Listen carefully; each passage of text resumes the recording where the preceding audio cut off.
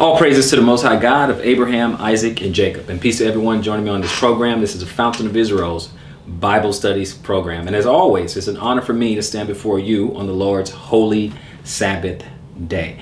Now, this lesson, just to get the title out of the way, is Invest, Prepare, and Survive.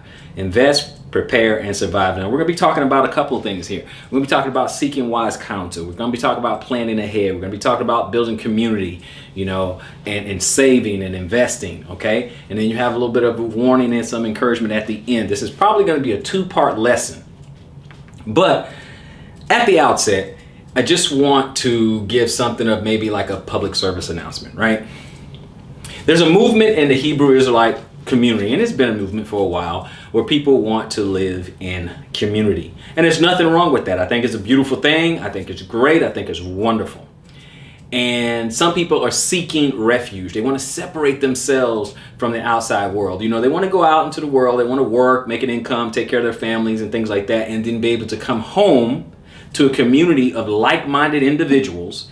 And they want to be away from the world, celebrating their pagan holidays and the world and all just the worldly influence, right? They want to be insulated, right? Now, a lot of people right out the gate will be like, oh, that's a cult, this and that. Well, we need to be careful about what we call cults, because there's a lot of cults out there, right? Fraternities are a cult. A coalition of police officers is a cult. It's just short for culture, right? So we need to be careful of that. But we have a movement out there where people just want to be around like-minded individuals. Nothing wrong with that. Here's the problem. It's very, very difficult trying to gather Israel together. Okay, and I'm not talking about just skin color. It's really, really hard for Israel to work together. Now, I know that may upset some people, like, oh, well, it's true. Okay, it's true. I've tried to work with Israel a lot. Okay. It is a true thing. You go to different cities. I grew up, in Houston, Texas, and there are sections in the city where groups of people they come together, right? We have I would say East Indian. There's sections there, around Harwin and all that, and they have all their stores, and they shop from each other, and they look out from each other. And we have our Latino community, and they shop for each other, and they look out for each other. We have our Asian community, and we have a Chinatown type thing. That's just how people are. They like-minded individuals come together. It's what they do. Israel, not so much. It's not so good. Usually when Israel, it's like a bad neighborhood. It's the hood. It's the ghetto. It's crab in a bucket mentality. And they want to tear each other down. Even in music and hip hop and stuff. And, I listened to hip hop back in the day. But what it is about killing your brother, right? It's about stuff like that. It's very hard for Israel to come together. Why? There's a lot of egos out there. People don't want instruction. Nobody wants order. Nobody wants to follow protocol. Everybody wants to be the leader. Nobody wants to take risk. Everybody wants you to go take a risk, and then they want to come on in and swoop in and all. It's a huge headache. Ask any leader today.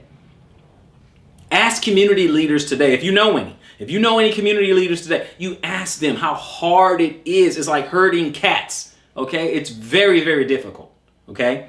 Now, when it is done and done correctly, it's very rewarding. But it's not going to come without some problems and some challenges out there. It's not going to come with that. So there's more of a PSA for men, okay? Real men out there.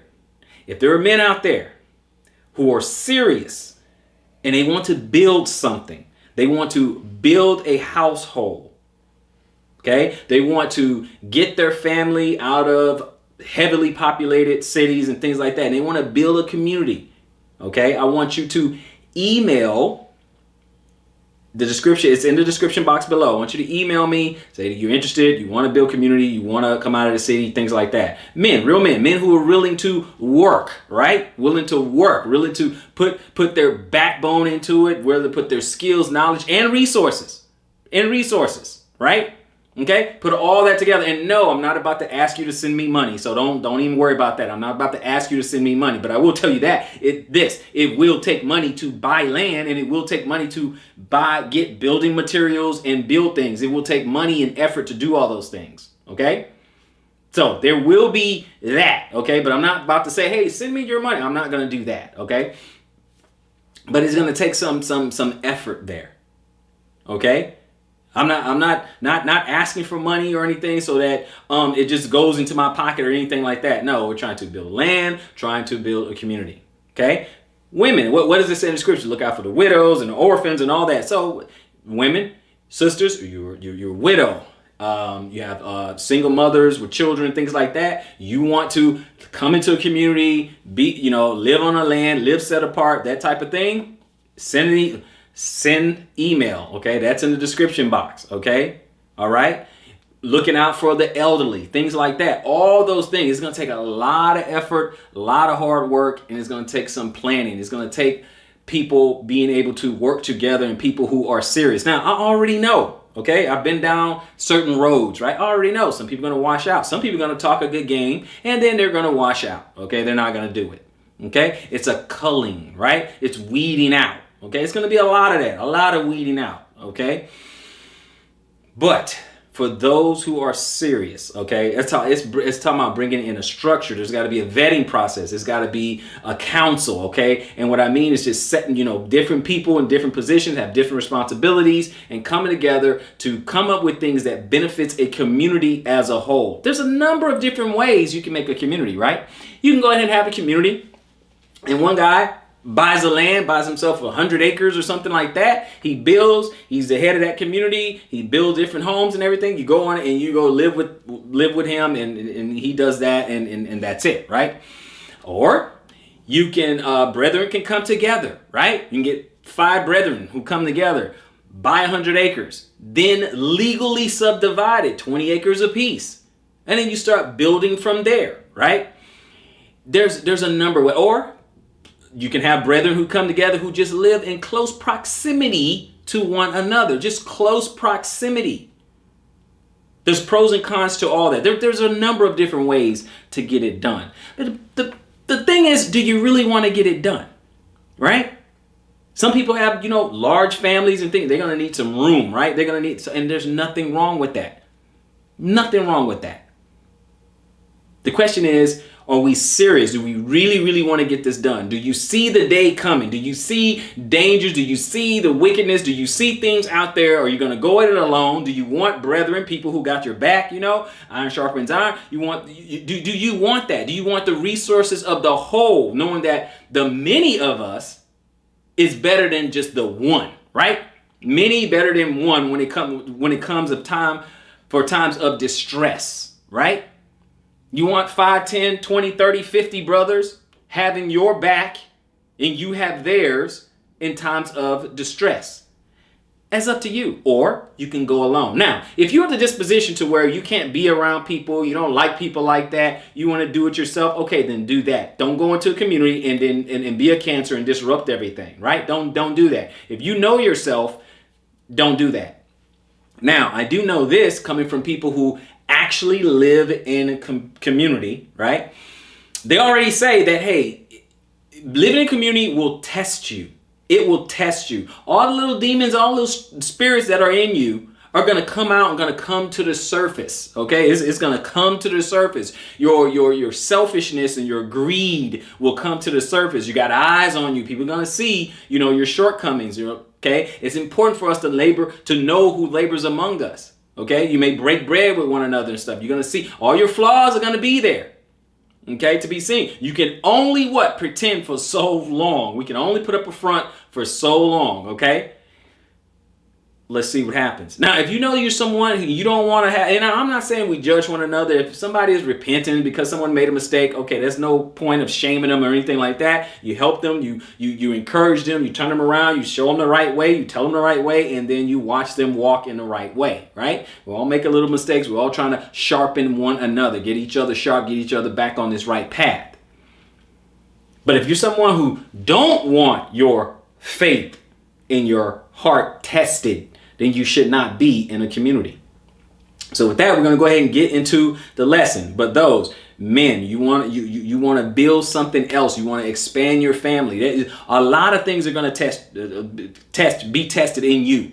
Those spirits are going to come out. You want to build something for your family. You want to live in community. You want to be around the brethren. Okay, then email below. Okay, FOY Bible Studies at inbox.com. Okay, FOY Bible Studies at inbox.com. Sisters, you want a safe place, for you and your children. Okay, talking about the sisters. I'm talking about the brothers. They have families. You have a wife, you have children, or a couple of wives, and you have children. Okay, you need to email me, right? And the sisters, single mothers out there, you want some leadership, you want some protection for you and provisions and things like that.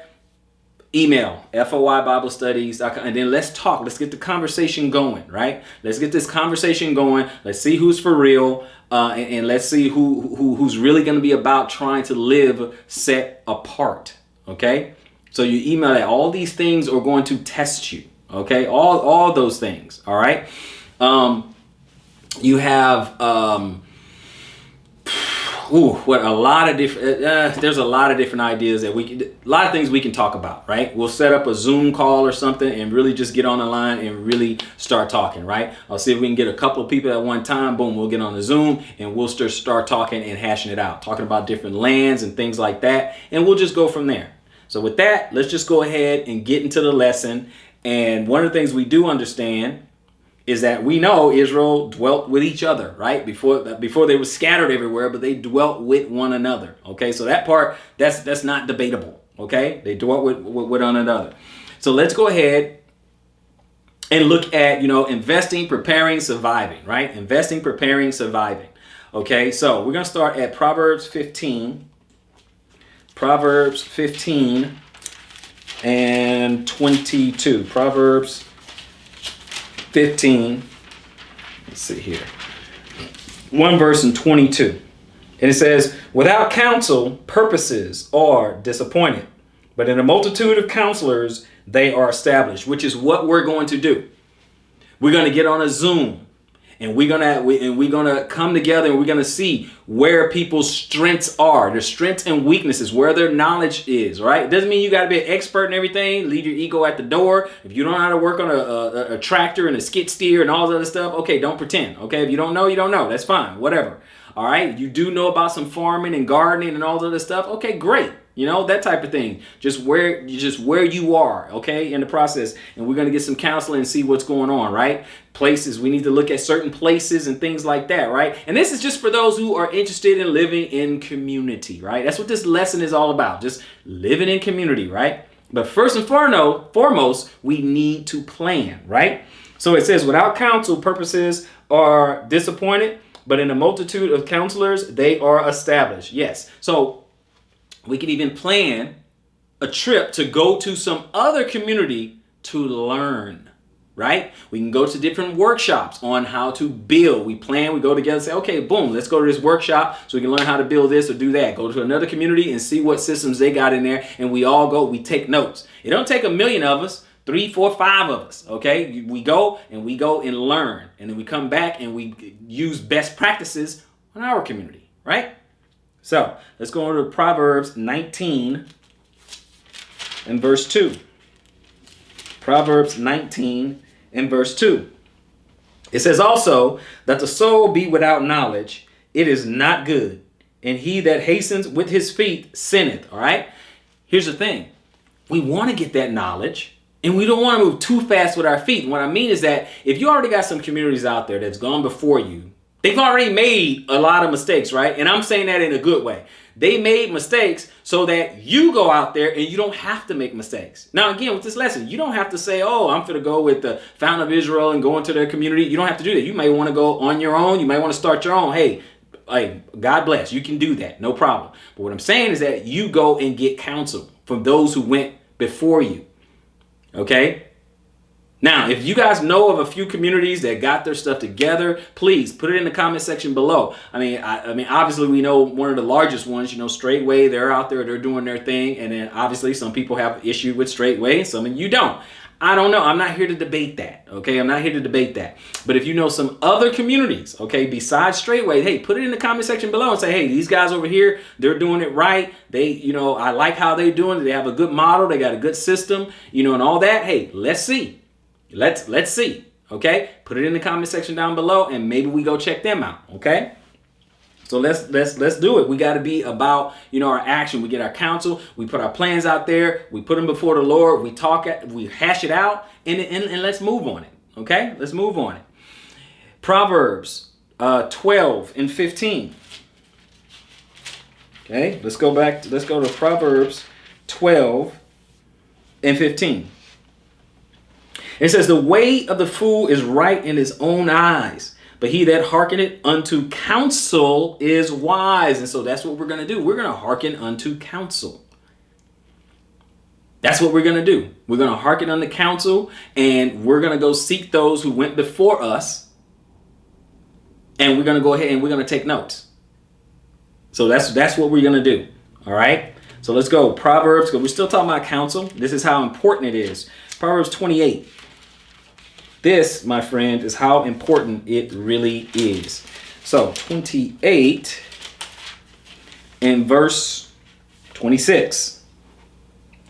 He says, he that trusteth his own heart is a fool, but whoso walketh wisely, he shall be delivered. Okay, so I'm not going to just trust my own spirit, my own ideas. Okay, I'm going to seek wisdom from others. That's what I'm going to do. I went out, did a couple things. I looked at a land over here, looked at a land over there. That didn't quite work out, but guess what? Now, hey, let's go and get some counsel. Let's stop wasting time. Let's stop wasting money, and let's go get some counsel. Okay? Let's flatten the learning curve a little bit. Amen? So, that's 28 and 26. So, let's go Proverbs 24.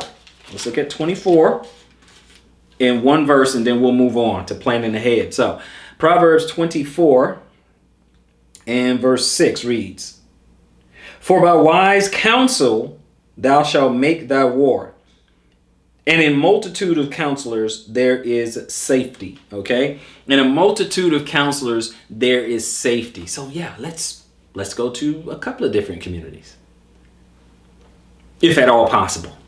Let's see what's going on. Let's see what they do. Let's ask them the pitfalls. What were some of the pitfalls that you made? What's some of the problems that you've had? What were some of the challenges?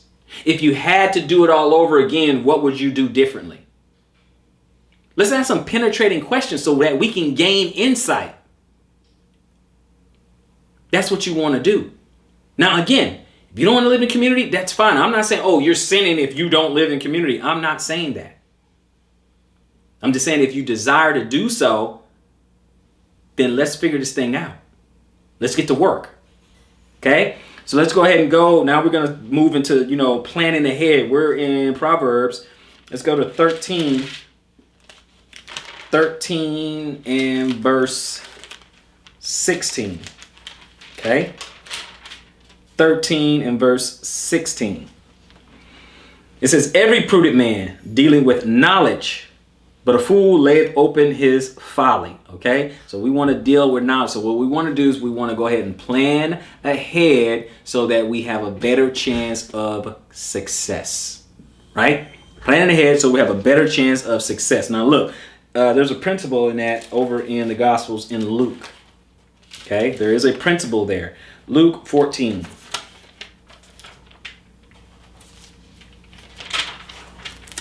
Luke 14. And when we go to 14, I'm going to start at verse 25 and stop at 33. But let's look at 25. It says, and there went a great multitude with him.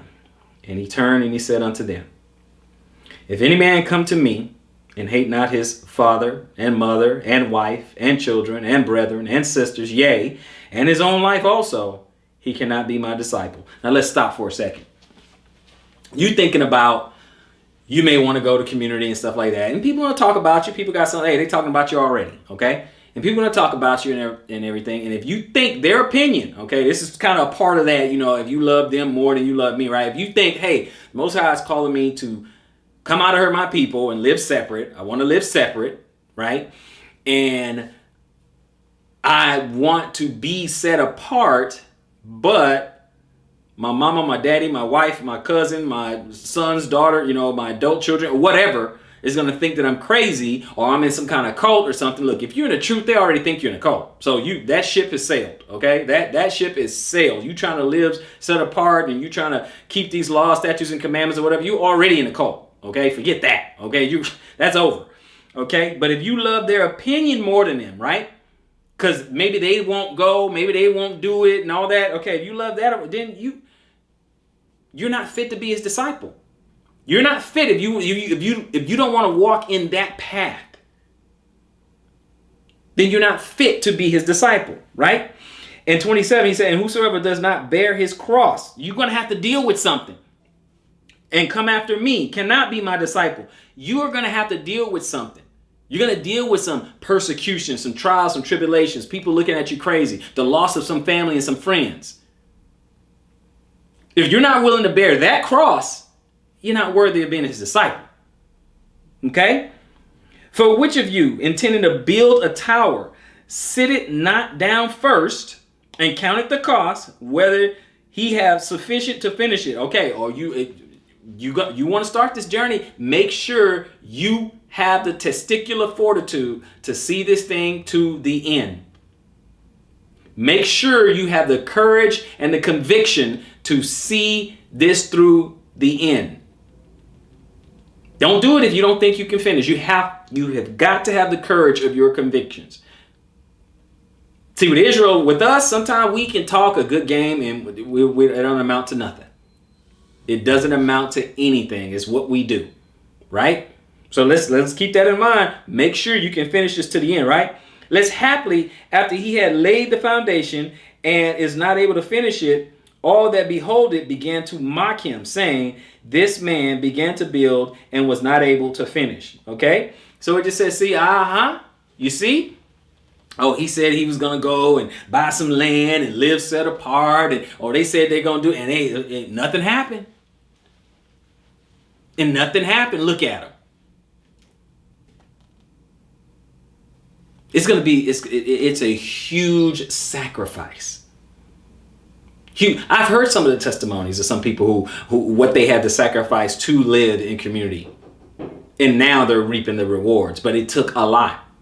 It took them eating differently, obviously, and I'm not talking about just dietary law. I'm just talking about eating cheaply, eating very efficiently, right? Just enough to get to the next day, and then also working to pay off debts, right?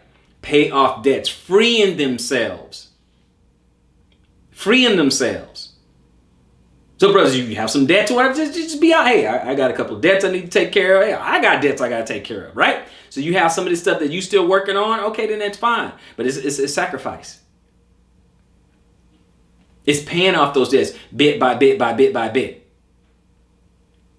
To be honest with you, I already know. I know a particular brother who's I'm not a part of the ministry or anything like that, but I know a particular brother who him and about 5 other brothers got together, right? Them and their families. Okay, everybody was separate and everything, and then all of a sudden they came together, okay, and they consolidated all their separate dwelling places. They consolidated, and then what they did was they got all the way down to like 2 homes, one house for those men with families, and then the other house was for the single brothers, right?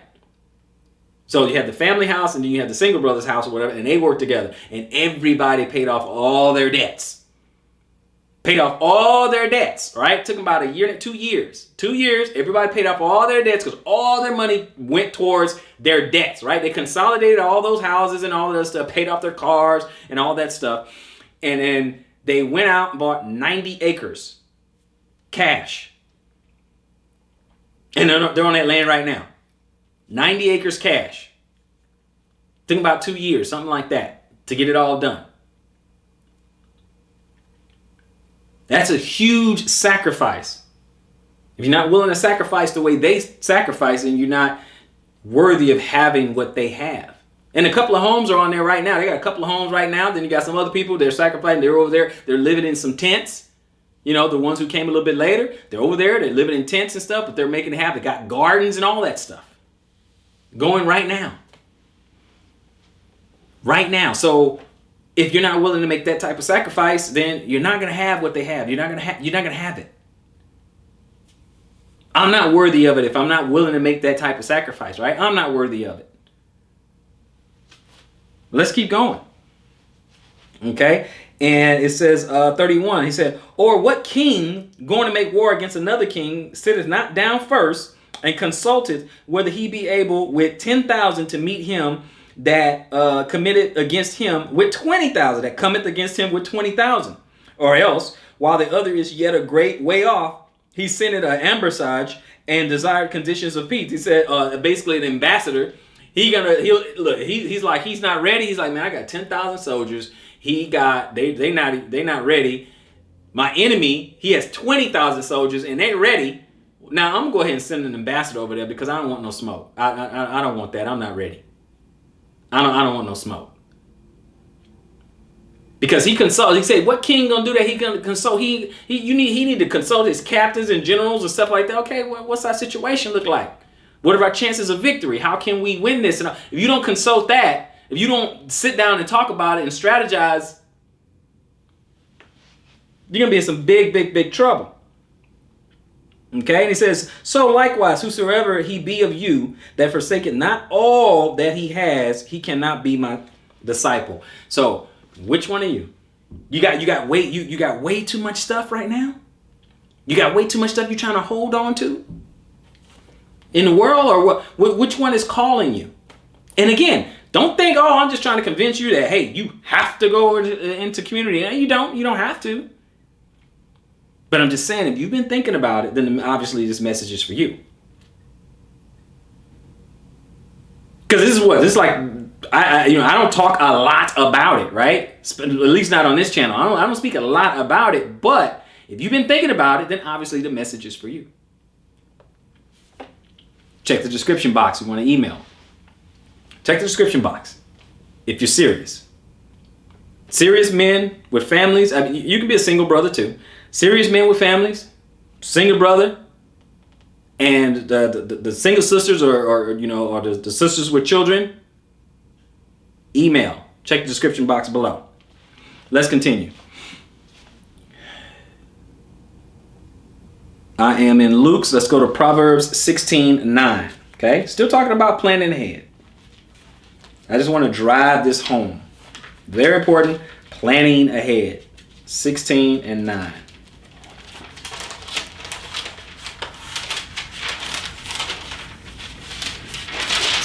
Verse 9 says, a man's heart devises his way. So we think of what we want to, accomplish, but the Lord directed his path. So if we expect this to work, guess what? The Most High has to be the one to direct our footsteps. Is this what you want us to do, Lord? You want me to move into community? Is this what you want from me? Is the message coming right on time? That maybe you had a dream about it, or you just see everybody moving in community, and what's on your heart, and then you make those plans, and then the Lord will direct your path. Put you in contact with the right people, link up with the right brethren, let Him direct your path. So we're going to continue in that as well. Proverbs 27. Let me get two verses over here. Still talking about planning ahead. We need counsel. We need to plan ahead. And we need to let the Lord direct our path. So 27, verse 12, and then we'll move around. It said, a prudent man foreseeth the evil and hideth himself, but the simple pass on and are punished. It said, the prudent man foreseeth the evil and hideth, or preserve, or protects, or prepares himself. Hideth is not just hiding, right? You can also say he prepares, he preserves. The prudent man seeth the evil and he prepares himself. He hides himself. He preserves himself. So if you think there's a lot of wickedness going on where you are in the big cities and things like that, you got a little taste of 2020 of what could happen, right? Got a little taste of 2020. So if you think something like that could happen again, and you felt unprepared,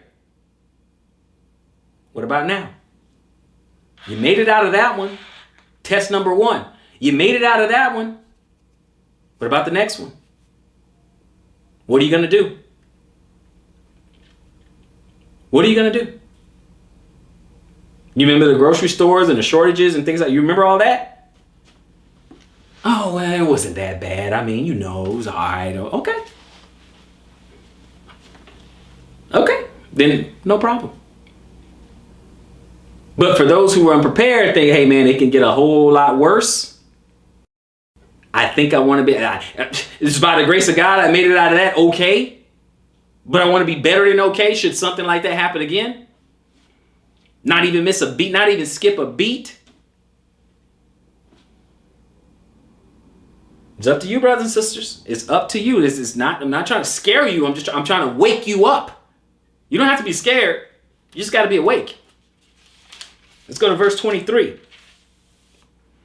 23, it says, but thou, diligent to know the state of thy flocks, and looks well to thy herds. Okay? So that's when you get out there and you have that. You want to look at that community, right? And the things that are in it. And be diligent to know the state to make sure everything's in order. You want to go look at your field. Okay, let me count my sheep. Let me see what's going on. Let me see how many cows I have. Let me go look at the field. Let's say if we grow on our cabbages and our collards and radishes. I don't like radishes, but it's a vegetable. So you want to look at that and look at the herds. Let me look at those goats and sheep and all that. Looking well after those things. Many hands can make this burden light, right? So yeah, this video I'm talking about the merits of being in community. Because I know Israel of old, they did that. I know there's some communities today, they're doing it. So I'm not going to poo-poo community. I know there's some people looking at it, they're going to poo-poo. Well, the problem, I'm not doing that. No, I'm not doing that. Because you can do this alone. You can do it alone. The question is it easier alone or with community? Now, both of them have their pros and cons, okay? Let me be the first to tell you that. Let me be the first to tell you both of them have their pros and cons. It's that simple, okay? They both have their pros and cons. So you don't have to go to battle in the comment section talking about. Let me be the first to tell you, they both going it by yourself, homesteading by yourself has pros and cons, and living in a community, homesteading, has pros and cons. Okay? So let's go ahead and continue. Proverbs 14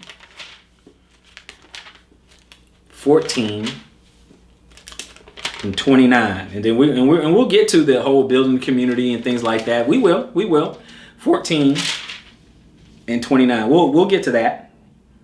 29 says, and he that is slow to wrath is of great understanding, but he that is hasty of spirit exalteth folly. Hold on, let me make sure I got to the right one here, because that may not have been what I actually wanted. 14, 29. Okay, actually, I'm not, you know what, guys? I had to double check that one. That was probably not the one I wanted, so we're going to just move on. Proverbs 30. That's probably not one of the ones I put in my notes. Proverbs 30 and 24. Okay? Proverbs 30 and 24. Planning ahead. It said, there be four things which are little upon the earth, but are exceeding wise. The ants are a people not strong, yet they prepare their meat in the summer. They prepare. Like the man who sees the danger and he prepares himself, right? The conies, kind of like a jackrabbit, the conies are but a feeble folk, yet they make their houses in the rocks. So they're feeble, they're weak, they're not very strong, but yet they can burrow holes into the earth and they can make a home out of it, right? The locusts, they have no king, yet go they forth all of them by bands. They go like, you ever heard of a swarm of locusts, right? They have no king, but they still go in swarms. See, the animal kingdom, they seem to be able to work together. Okay? For the most part, they seem to be able to work together. And then the spider taketh hold with her hands and is in king's palaces. You've seen some of the tapestry that a spider is able to weave. Right? You guys remember the old cartoon Charlotte's Web and everything. That was what was so great about it, is that the spider was able to weave all these different wondrous tapestries, right? So that's what we're talking about here. All these things right here, all these things, 30 and 20, all those things, they're able to work together, working together. There's wisdom found in there. All that planning ahead and working together. All that. Now, let's talk about community. Let's talk about dwelling together, right? Okay, let's talk about that real quick. So while we're at it, we're going to go building a community. We're going to go Psalm 133. So let's try that first. Psalm 133. Okay, and I just want one verse. Psalm 133, one verse. It says, "Behold, how good and how pleasant is it for the brethren to dwell together in unity." How good and pleasant for us to be able to dwell together in unity. That's just really what it's all about. Look at it like this here. When you get to the kingdom, if you are so fortunate to get into the kingdom, if you're so blessed to get into the kingdom, are you gonna be the only Israelite there? Are you gonna be the only person there? Are you gonna be the only believer there? Okay, and I'm not talking about skin color. I'm not talking about that. But are you gonna be the only? Are you gonna be the only believer there? So, whatever issues you have here on earth with the brethren, you have to figure that out. You have to work on that. You got to work on self. You got to work on those type of things, because those type of problems not going to happen in the kingdom. Oh, well, the kingdom's going to have the Messiah, and you're going to have David, and you have Abraham. Okay, then get with the program now. We got their writings right here. So get with the program. Get your mind, get your heart right. Because I can tell you right now, living in community will test you. It's going to test the leader, and it's going to test the followers. There'll be some backbiting, and all kinds of stuff. People have to get kicked out of the community. All those type of things are going to happen, because they're going to come in with the wrong motives. They're going to have someone come in with the leader. I can be a better leader. And try to take over that way, and that type of thing. It's going to be like Korah. They're going to try to get people up under them and try to have a mutiny. All those type of things happen. That's Israel. But that shouldn't be so. You got a lot of people with a wicked heart right now. It shouldn't be so. I'm just telling you all the pitfalls. I know, on the one hand, I'm saying something good. On the other hand, I'm saying something bad. No. I'm being realistic. Do I think ultimately it's a good thing? Absolutely. 100% I think it's ultimately a good thing. I've talked to other ministry and other leaders and stuff like that, some where, I said, have you ever thought about maybe living in a community and stuff? And one group, they're like, hey, no, not really. Everybody, they need help. They're in the city. All the lost souls are in the city. We need to just stay in the city and help them. That's how they feel. I'm not going to poo-poo how they feel, but that's how they feel, right? Because like I said, if you do live in community, I understand a lot of people, you still got to work. You still got to work. You still got to work in the city, be around people and all that. I'm talking about when you go home at night. Where do you want to be? There's a time where you need to flee the city. Right? There's a time where you got to flee the city. Okay? So that's up to you though. I can't make you, I can't force you or anything like that. But if you're thinking about maybe I want to live in a community. Maybe I do. Email in the description box below. Okay? Let's go ahead and continue. Proverbs 24. Now, when you do, it's good for us to dwell together, but we still want some wisdom. What are some of the things that the Bible tell us to do? Okay, so Proverbs 24. I'm going to read 27.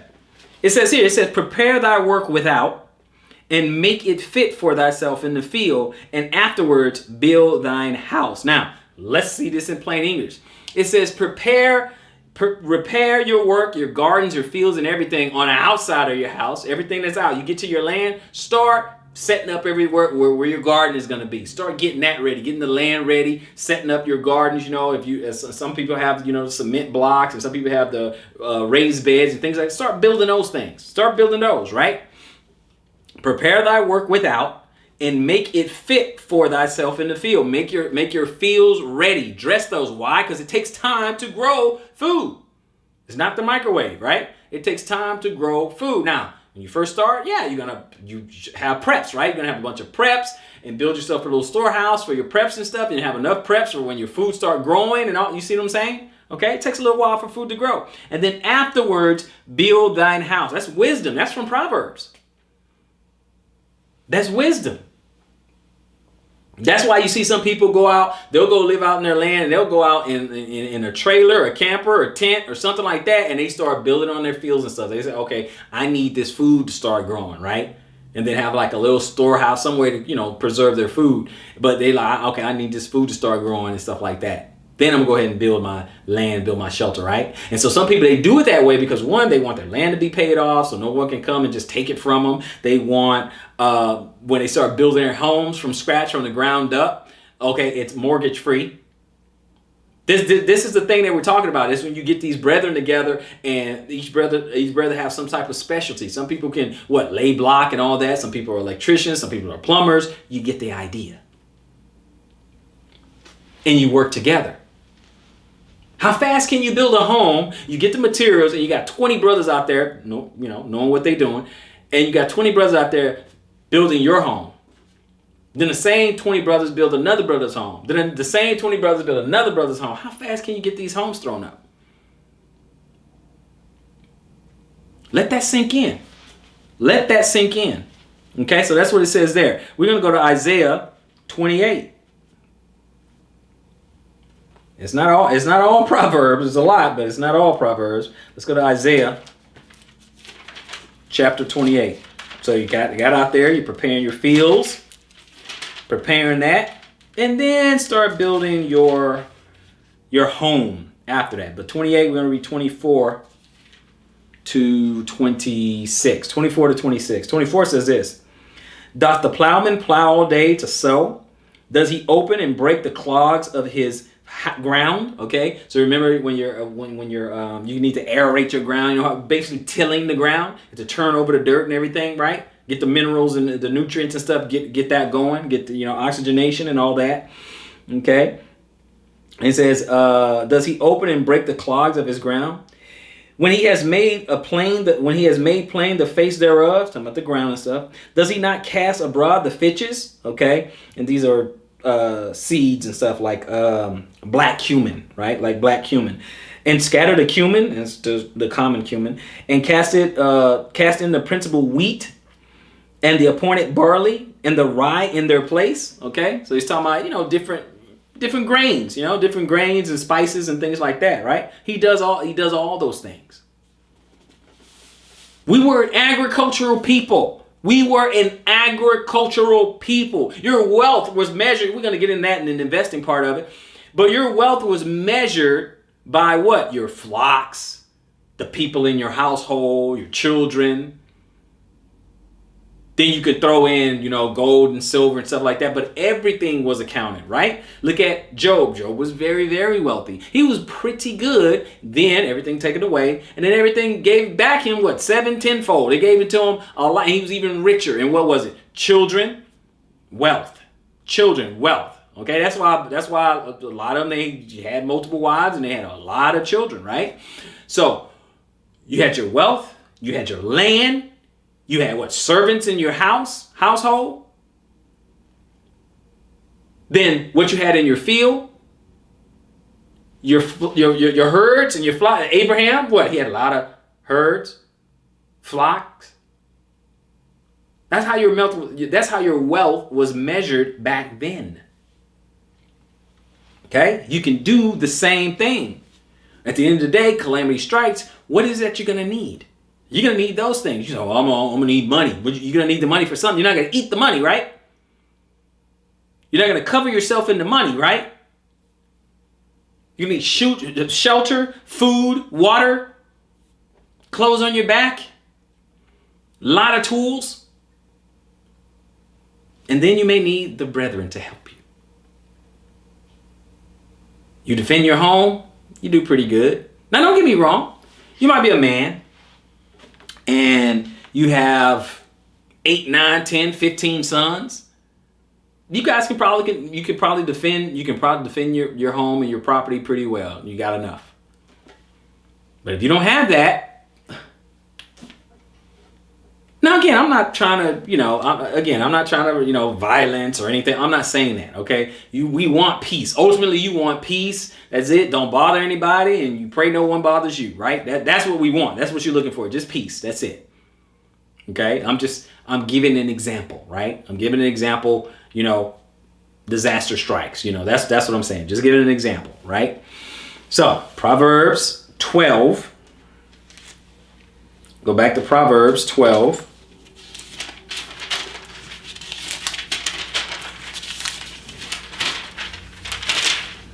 Proverbs 12. And I'm going to read 11 and 12. Proverbs 12, 11 and 12. It says this. It says, he that tilleth his land shall be satisfied with bread. You're going to eat. Okay? You're going to eat. But he that followeth vain persons is void of understanding. Now, you're going to go out there, you don't do anything, listening to other people, who really not doing anything, not worried about it or nothing like that. Okay, cool. The wicked desire the net of evil men, but the root of righteousness yielded fruit. Okay? You're being righteous. You're saying, hey, I want to live. Okay, I'm not saying because you live in the city. I'm not saying because you live in the city, you're a big fat sinner. I'm not saying that. Okay? I'm not saying that. Let me make that clear. Okay? I'm just saying where is the Most High calling you to be? For some of you, it may be stay right there in the city. That may be it. But for some of you who have this tugging and this pulling on your heart, then we're talking about community. Okay? So we're talking about community. And so it says, he that tilleth his land shall be satisfied. So you tilleth the land, he's going to have bread, right? He's going to do that, what means he's going to eat. He's going to labor, he's going to eat.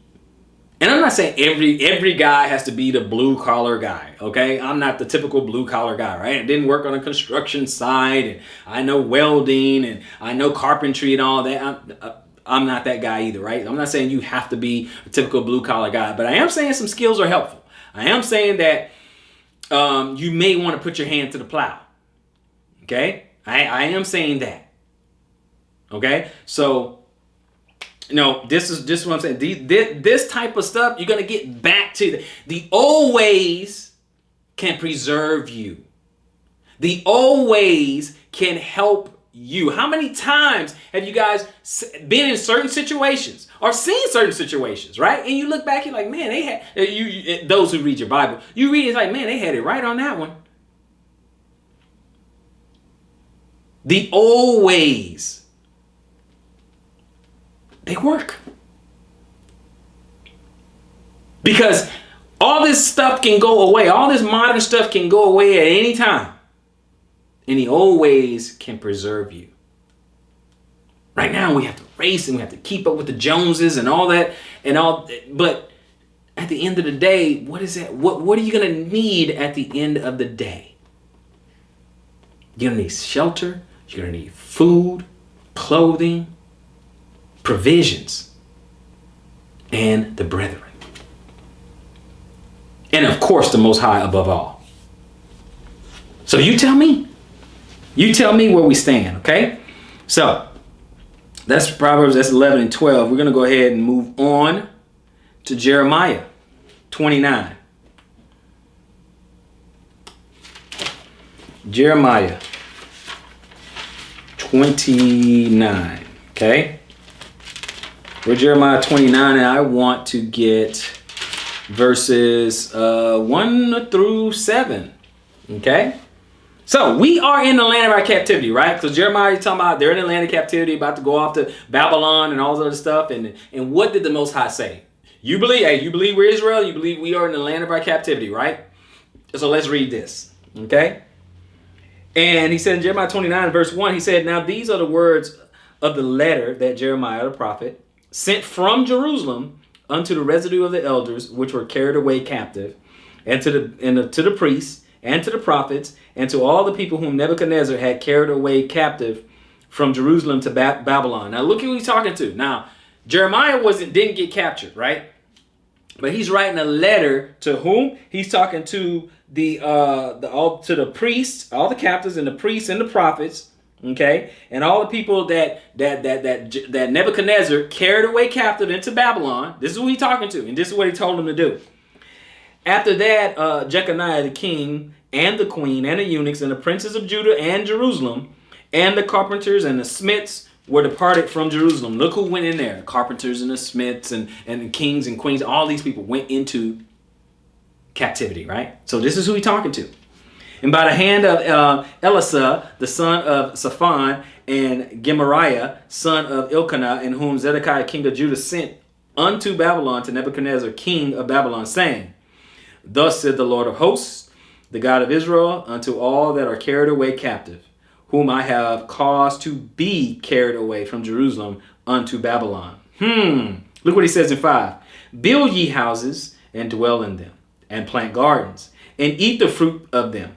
Take ye wives and beget sons and daughters, and take wives for your sons, and give your daughters to husbands, that they may bear sons and daughters, that they may be increased there and not diminish. And then he says in 7, and seek the peace of the city, whether I have caused you to be carried away captive, and pray unto the Lord for it.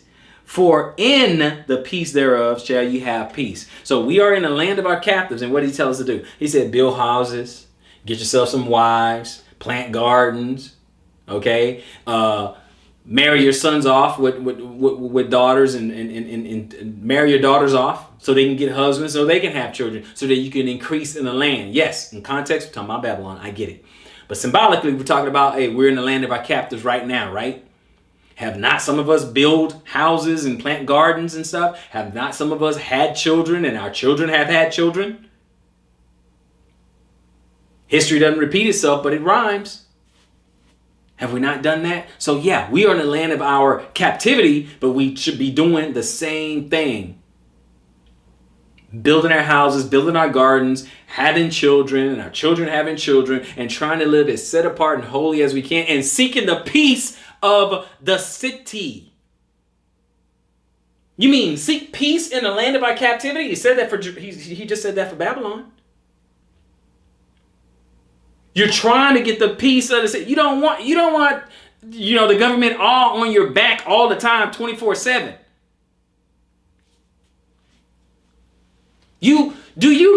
Tell me something. Do you not want a little bit of Goshen, a little bit of Eden, a little bit of peace, a place to go at the end of the day to unplug from this world?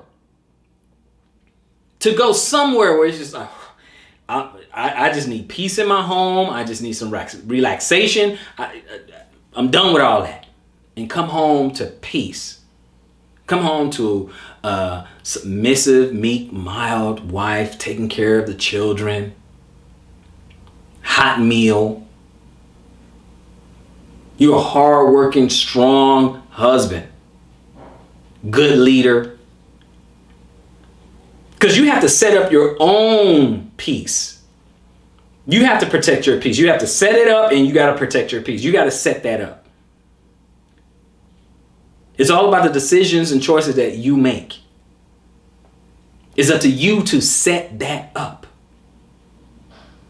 But you have to create that for yourself. Do you not want to be around brethren, a brother that you trust, right? A brother that you trust, a couple of brethren that you trust, and you don't mind your children being around their children. You don't mind having their children over to you because their children are well behaved and respectful, right? You don't mind sending your child over to their house because you know they're not going to be fed anything unclean.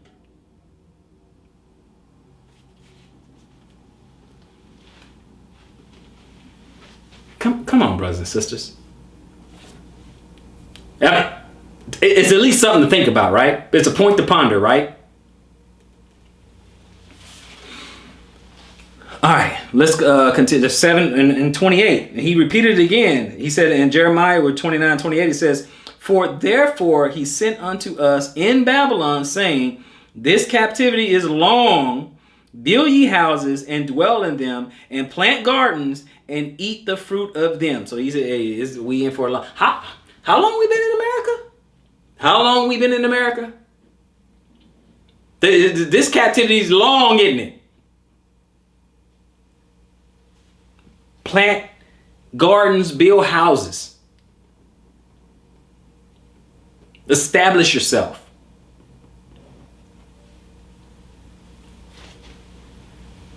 Well, what are we doing?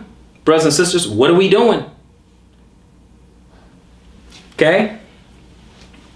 Leviticus 23. Leviticus 23.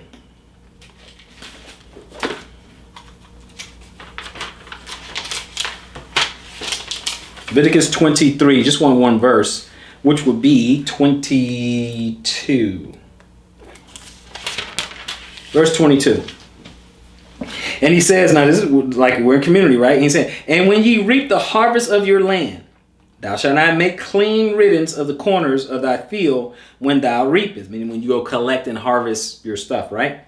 "Neither shalt thou gather any gleanings of the harvest," right? The leftovers, right? What's left. "Thou shalt leave them unto the what? The poor and to the stranger. I am the Lord thy God." Okay, so let's just say we're on the land, right? Let's say we're on the land. We have a nice little community and all that. Let's just say around the edges we have an apple tree. I want to make it simple, right? Say we have an apple tree. Now our sisters and our brothers, we're out there and we're harvesting. We got our baskets and we're harvesting our apples and all that other stuff, right? Say leave a couple behind. Okay, let's just say some of them lean over a little bit, hang over the property line, right, on the other side of the fence or whatever. There's some apples and all that other stuff, right? That's for the poor people and the strangers that pass by, right? That's not stealing. He told us in the law to go ahead and just leave a few of them out there in case somebody's hungry. They can grab a couple of apples and be on their way. It's the same thing with the Messiah. When Mashiach was out, out in the field, in the cornfields, and they just eating, the corn and stuff like that. That's not stealing. That's in the law. You're not supposed to collect everything till it's all gone. Leaves a little bit out there for the poor and the needy.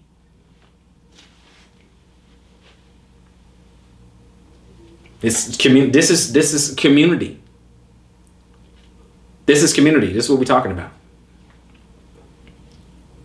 Let's keep going, brothers and sisters. Are we starting to get a little bit of an understanding? Let's keep going. 1 Corinthians. Okay. 1 Corinthians, and I want 1 verse 10. It says, "Now beseech ye, brethren, by the name of our Lord Jesus Christ, that ye all speak the same thing, and that there be no divisions among you, but that ye be perfectly joined together in the same mind and in the same judgment." No divisions among you. And what we see today, we have a lot of divisions out there. A lot of divisions. Okay? A lot of divisions. We shouldn't. But we have a lot of that. And that's how some communities don't work out. Division. The prime example of that, right? The prime example is when you look at the religion of Christianity, right? You look at the religion of Christianity and all you have is division, right? Because it started with the Roman Catholic Church. It started with them first. That's why it's the mother church, right? It started with the Roman Catholic Church. And then you get the Protestant church, which protested against them, right? With Martin Luther, right? And then you spin off and you have all these denominations. Thousands of denominations of Christianity. Different flavors. Why? Because of division. One denomination believes this a little different. Another denomination believes this a little different. That's an example of division. Now I know it comes all the way to Israel, and Israel has some division as well. But if your community is going to stand, there will be no division. If there is order and protocol, there will be no division. At least not lasting, right? Order and protocol. A community head. Then that head has a council of elders. Then those elders, they have, captains. That's why you have all these different divisions, right? Well, this person's in charge of this. This person is in charge of this. This person has in charge of this crew of people. This person is in charge of this crew. Order, protocol.